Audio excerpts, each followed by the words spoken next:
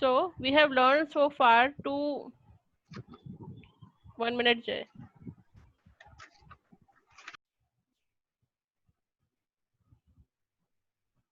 Okay. Last time we have learned about compiler and interpreter. Okay. See, the coding or instruction were given to the computer is the form of high level language that computer can't understand directly.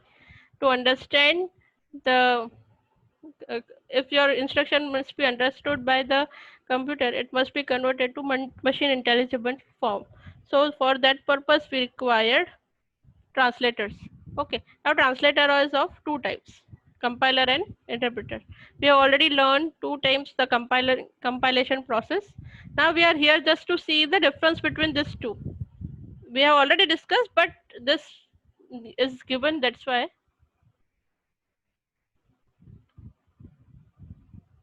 Nyal, you have to send private on my number, because when you put everything on a group, other will take the advantage of it. You write everything and just another one just copied it. Just tell me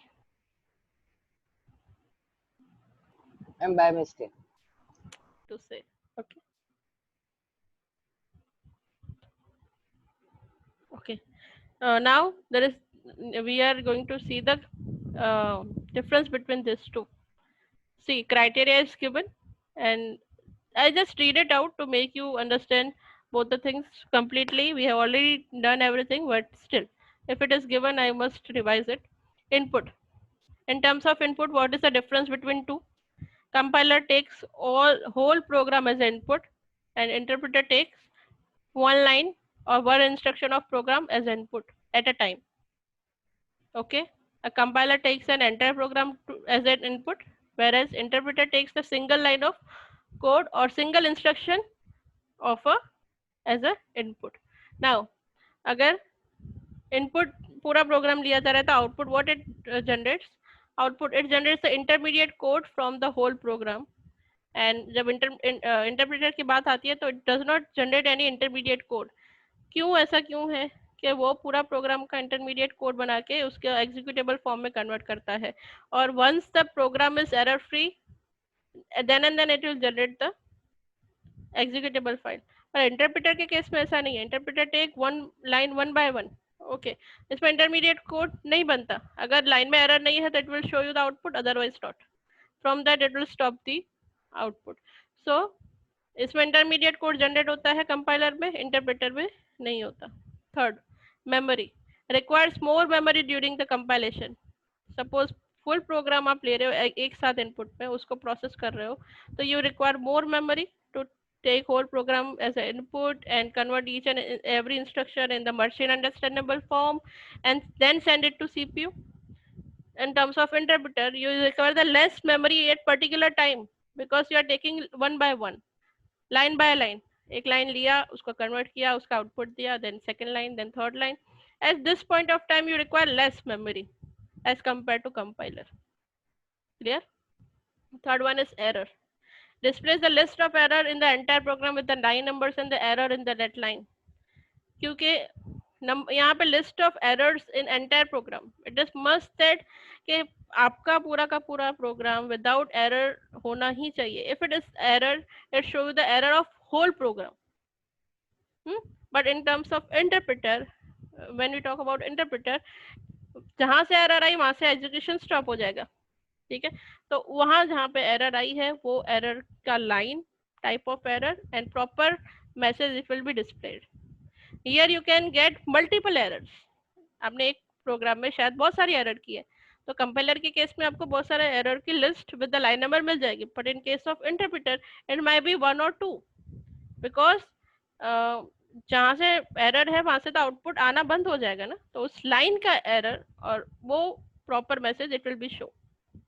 This is the difference between two. You will get the list of error and you get the particular error from which your program is stop executing. Clear? Now third one is always required. तो require compilation के case में compiler always required नहीं है. क्या करता है, ये पूरा प्रोग्राम लेता है, कोड एग्जीक्यूटेबल फाइल बना देता है. वो executable file is independent to run itself. उसमें वापस कंपाइलेशन की जरूरत नहीं है. एक बार इंटरमीडिएट कोड बन गया, एक बार एग्जीक्यूटेबल फाइल बन गई, so no need to compile again and again. But in terms of interpreter, you require every time, because every instruction has to be converted to machine understandable form, line by line. That's it. You required interpreter all the time. एक बार आपने execute कर दिया, दोबारा आपको करना है तो भी आपको चाहिए, because compiler work with the single line. Clear? Second one is workload. Compilation में वर्कलोड कम है, क्योंकि compilation once done, stay always recompilation not required if the code without any changes needs to run again. अगर आपने code में कोई भी changes नहीं किया है तो आप उसको 1000 टाइम भी रन करो, कंपाइलेशन पे, कंपाइलर पे वापस लोड नहीं आएगा, क्योंकि once program is become error free if once executable file is created, no need to recompile it. Okay, but interpretation required each time when you want to run the code. Clear? The compilation as compared to negativity एक ही है कि पूरा programme एक साथ करता है और it will be run, but at the same time compiler is more easier than or more better than interpreter, I said. Compiler और इंटरप्रेटर में इस एक डिफरेंस ये भी होता है कि कंपाइलर जनरली तब यूज होते हैं, सॉरी इंटरप्रेटर तब यूज होते हैं जब ऐसी लैंग्वेजेस हो जो बिगिनर्स लेवल के लिए हो, जैसे PHP है, पाइथन है, HTML है, ये बिगिनर्स लेवल की लैंग्वेज है जिसको जनरली सॉफ्टवेयर डेवलपर या एक्सपर्ट यूज नहीं करने वाले हो, जनरल पर्पस लैंग्वेजेस होती है, तब इंटरप्रेटर ज़्यादा यूज होते हैं. PHP हमारे सिलेबस में है, सॉरी PHP नॉर्मल लैंग्वेज है, you can learn it by yourself also, and Python we are learning, other languages like HTML is there in our syllabus. तो ऐसे सब लैंग्वेजेस पर इंटरप्रेटर यूज होता है, which is more easier to understand and learn. Okay, compilation language पहले थी, वो replace हो गई है पाइथन के साथ. पहले आपके सिलेबस में 11th 12th 9th 10th 11th 12th C++ था, now it's replace with the Python. क्योंकि क्यों चेंज किया है CBSE ने? क्योंकि now more and more things are converting to Python side, because Python is very much used in the artificial intelligence. Okay, now CBSE going to introduce one more subject as artificial intelligence in class 8 from class 6. तो 6 से अगर artificial intelligence अगर CBSE पढ़ाना चाहता है बच्चों को, तो बच्चों को पाइथन आना चाहिए. और nowadays data science, artificial intelligence, इन सब की इतनी वैल्यू है कि अगर आप सही में उसमें अपना करियर बनाना चाहते हो तो Python is the best example for you, and it's easier to understand also. Okay, now little bit complicated or lengthy topic is there. Role of operating system in running program. Program run हो रहा है, उस पर operating system का क्या load है या क्या रोल है. To understand this we are going to understand by diagrams also, but try to understand first. See, nowadays operating system are multi users. पहले के कंप्यूटर में कैसा होता था, पर्टिकुलर जॉब अगर एक काम अगर आप कंप्यूटर पे कर रहे हो तो आप दूसरा कोई काम नहीं कर सकते. पहले के कंप्यूटर्स ऐसे होते थे कि अगर आपकी एक विंडो खुली है ना तो you can not switch to another windows. Means at some point of time you are going to work on particular process, but nowadays it is not like that. Now CPUs become multitasking. एक के साथ CPU बहुत सारे काम कर रहे हैं. यहाँ Zoom मीटिंग भी चल रही है, पीछे मेरी PDF भी आपको व्यू हो रही है, साथ में मेरा YouTube पे वीडियो अपलोड हो रहा है, वो प्रोसेस हो रहा है. So CPU is not limited to one task only. थोड़ा और लेवल हाई करते हैं. आज के टाइम पे ऑपरेटिंग सिस्टम ऐसे नहीं है कि सिंगल यूजर यूज करे, but there are multi user operating systems also. जैसे हम स्कूल की बात करें तो स्कूल में हमारे पास LAN है. ओके, तो LAN is used by multiple teachers at the same time. If you think about bank का जो सर्वर है, it is used by multiple user at the same time. Yes, तो nowadays things are getting more critical, more and more critical or complex things are going to happen. तो operating system का क्या role है, किस तरह से वो process को एग्जीक्यूट करता है, कैसे वो प्रोसेस को सीपीयू को देता है और सीपीयू उसको प्रोसेस करता है, this we are going to learn. I already told you in the chapter number 1 that our CPU is extremely fast. हमारा काम क्या है, सीपीयू को ज्यादा से ज्यादा बिजी रखना, हमारा सीपीयू आइडल नहीं होना चाहिए. तो how operating system is manage each and everything and how, see एक चीज याद रखो, हमने भले ही मल्टीटास्किंग अचीव किया हो, भले ही मल्टी यूजर हम यूज कर रहे हो, but single processor, single CPU is work on a single process at a time. अब आप बोल रहे हो मैम, आप बोल रहे हो कि मल्टीपल टास्क कंप्यूटर कर सकता है, पर आप ये बोल रहे हो कि सीपीयू तो एक टाइम पे एक ही प्रोसेस करता है. ये तो दोनों कॉन्ट्राडिक्टरी हो गया. यस इट इज कॉन्ट्राडिक्टरी, पर किस तरह से? देखो, आप सॉन्ग सुन रहे हो, you are listening music and at the same time you are reading something, और एट द सेम टाइम आपकी यूट्यूब पे, या यूट्यूब क्यों बार बार माइंड में आ रहा है, आप फेसबुक पे कोई फोटो या वीडियो अपलोड कर रहे हो. दोनों प्रोसेस एक साथ हो रही है, listening music and uploading. Yes, उस केस में कंप्यूटर तो एक टाइम पे एक ही काम कर पा रहा है. तो कैसे होता है काम? लिसनिंग सॉन्ग का मतलब प्ले करना उसके और अपलोड करने के बीच में स्विच इतना फास्ट होता है ना, that you can not understand. मतलब आपको वो फर्क नहीं दिखाई देगा कि सीपीयू कैसे मैनेज कर रहा है, पर सीपीयू एक टाइम पे एक ही काम कर रहा होता है. दोनों प्रोसेस को एक दूसरे के साथ इतना जल्दी स्विच करता रहता है कि you will get the fluent result कि मेरा सॉन्ग भी चल रहा है और मेरा अपलोड भी चल रहा है. समझ आया? प्रोसेस सीपीयू के पास इस तरह से जाती है कि हमें पता ही नहीं चलता. जैसे अर्थ इज रोटेटिंग और हमें एहसास होता है कि अर्थ रोटेट हो रही है. नो, क्या ग्रेविटेशनल फोर्स से आपको पता नहीं चलता. It's the same way operating system और हमारा सीपीयू का कनेक्शन ही कुछ ऐसा है कि यू कैन नॉट अंडरस्टैंड कि हमारी प्रोसेस किस फ्लो में काम कर रही है. तो हम इसी को अच्छे से आज समझेंगे. पहले ये समझेंगे कि operating system as a resource manager क्या काम है. अब आप बोलोगे ये रिसोर्स क्या है. फर्स्ट पहले ध्यान से सुनो. एक कंप्यूटर के लिए रिसोर्स कौन कौन से हैं? दो ही रिसोर्स हो सकते हैं, नहीं एक्चुअली तीन. एक प्रोसेस को या तो मेमोरी चाहिए, या प्रोसेस को सीपीयू चाहिए, सीपीयू फॉर प्रोसेसिंग, और एक प्रोसेस को आईओ चाहिए. आईओ मतलब इनपुट और आउटपुट. तीन ही चीजें चाहिए. एक भी प्रोसेस, कोई भी प्रोसेस को रन करने के लिए it requires three things. First, it has to load to the memory, means primary memory it must have. तो प्राइमरी मेमोरी एक रिसोर्स है. सेकेंड रिसोर्स कोई भी प्रोसेस को एग्जीक्यूट करने के लिए चाहिए, which is CPU to actually run that process. Yes. Third important thing, a process needs to have a input और output. इनपुट और आउटपुट ऑप्शनल है, जरूरी नहीं है हर चीज को इनपुट और आउटपुट की जरूरत पड़े. मैंने पीडीएफ ओपन किया, इसमें कौन सा इनपुट है? कोई भी इनपुट नहीं है. I am not giving anything data to it. PDF में तो कभी इनपुट जाता ही नहीं है. Clear? So any process might required memory, CPU और आईओ. तो ऑपरेटिंग सिस्टम का क्या काम है? कब कौन सी प्रोसेस आईओ के पास जाएगी, कब कौन सी प्रोसेस सीपीयू के पास जाएगी, कब कौन सी प्रोसेस प्राइमरी में बैठ के वेट करेगी, मेमोरी में बैठ के वेट करेगी. Everything is managed by operating system. Clear? Understood what we are going to learn? Okay, now I'm reading one paragraph to make you understand this. Multiple programs are run interlaced with each other so as to improve the overall efficiency of the computer.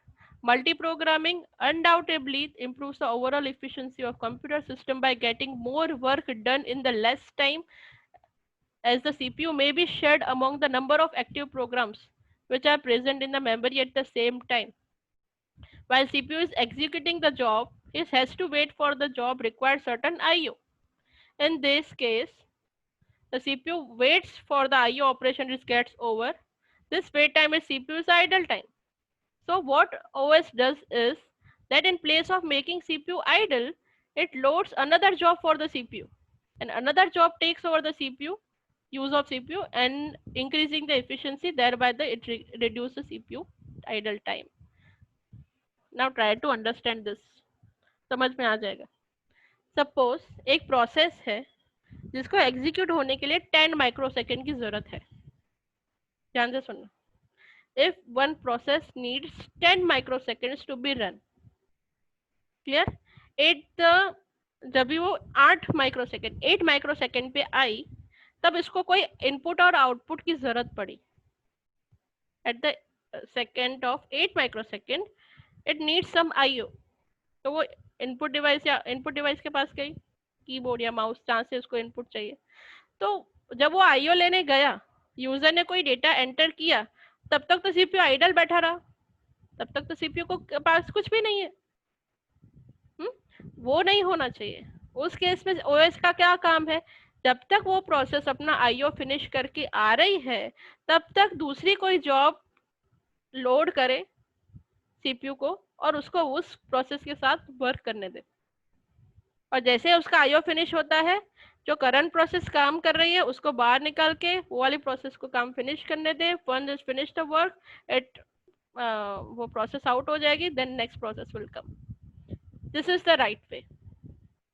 CPU जब IO कर रहा है, sorry कोई process IO लेने गया है, तो why to wait, next job has to be done. तो ये काम है ऑपरेटिंग सिस्टम का, to decide what is next. CPU को फ्री नहीं बैठने देना है। अग्री? Okay okay. कंप्यूटर की एफिशिएंसी मेजर होती है थ्रूपुट से। थ्रूपुट बोलते हैं कि पर्टिकुलर टाइम में सीपीयू ने कितनी जॉब प्रोसेस करी, it's a throughput of CPU, of efficiency of CPU. Clear? तो उससे सबसे पहले सीपीयू को एक इम्पोर्टेंट काम करना होगा प्रोसेस मैनेजमेंट का। See to manage the resource CPU needs to do 4 work: process management, process scheduling, memory management and IO management. कोई भी प्रोसेस को उसको प्रॉपरली देना है to be execute, it requires 4 sub task: first is process management, process scheduling, memory management and IO management. आराम आराम से समझना, हम पहले प्रोसेस मैनेजमेंट को समझते हैं।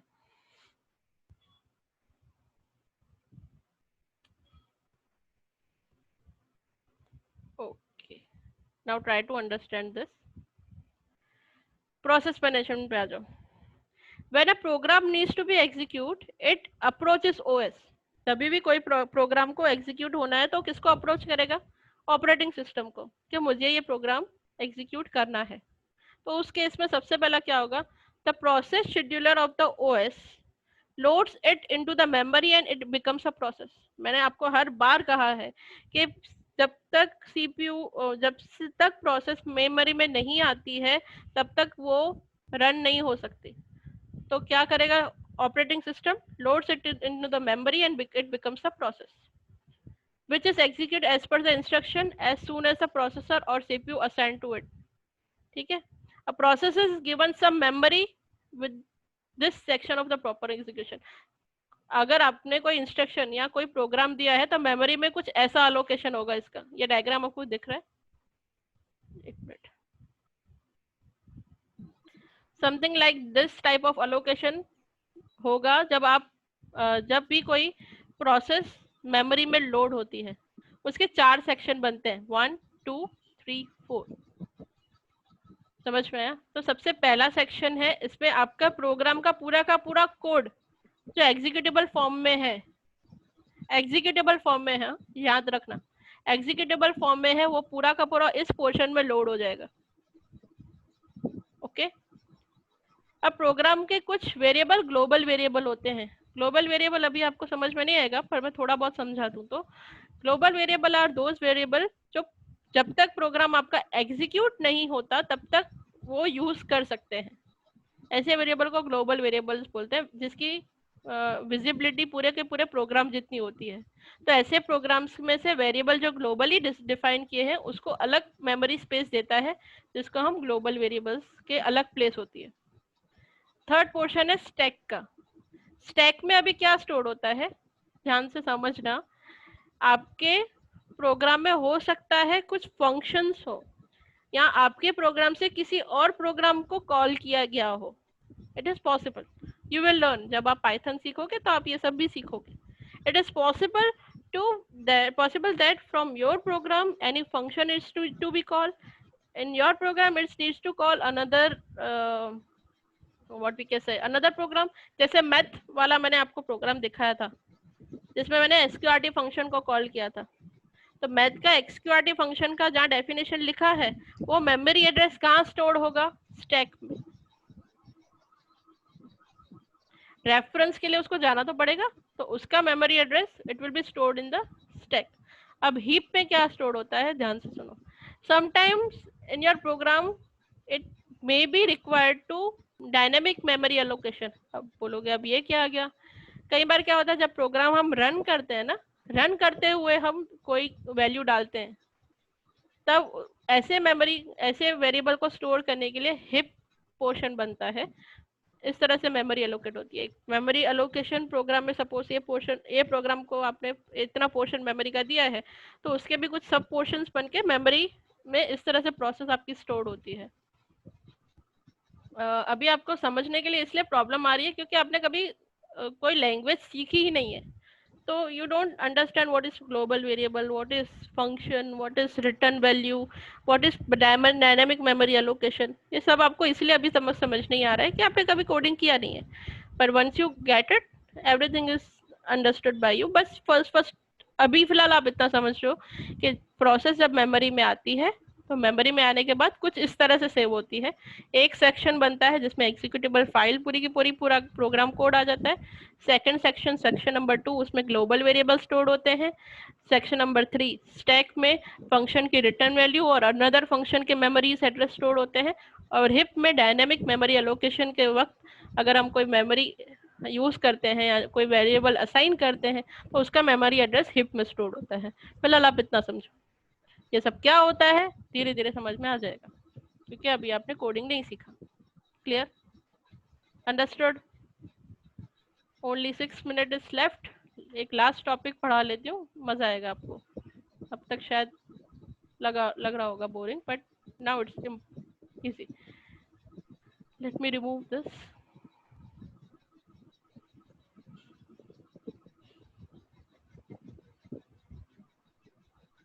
Okay.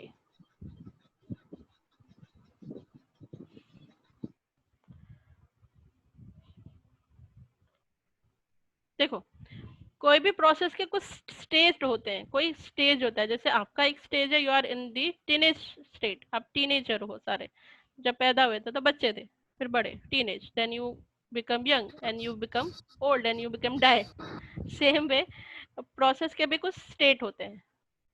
First state start state.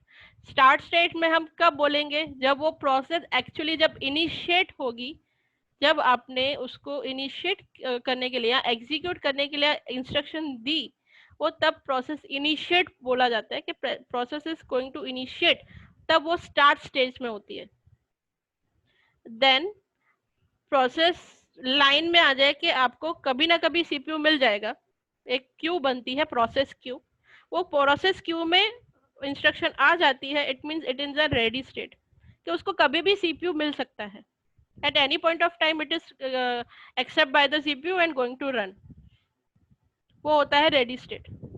फिर होता है रनिंग स्टेट. प्रोसेस क्यू में से उठ के वो एक्चुअली प्रोसेस रन होने जा रही है. जब वो एक्चुअली सीपीयू के पास है, it's going to run by the CPU. वो होता है running state. Actually CPU is executing the instruction of that process. It's called the running state. Okay.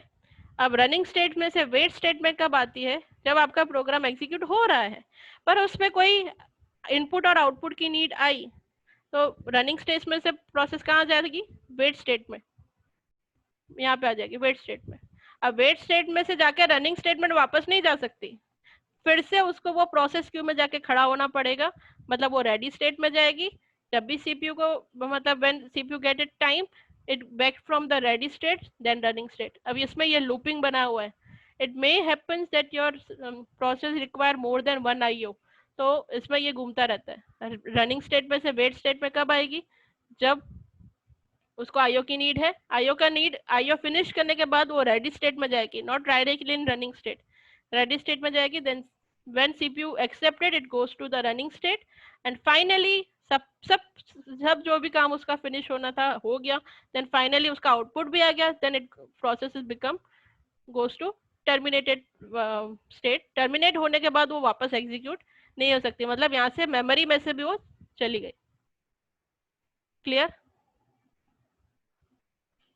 अभी तो आपने प्रोसेस शेड्यूलिंग सीखा है।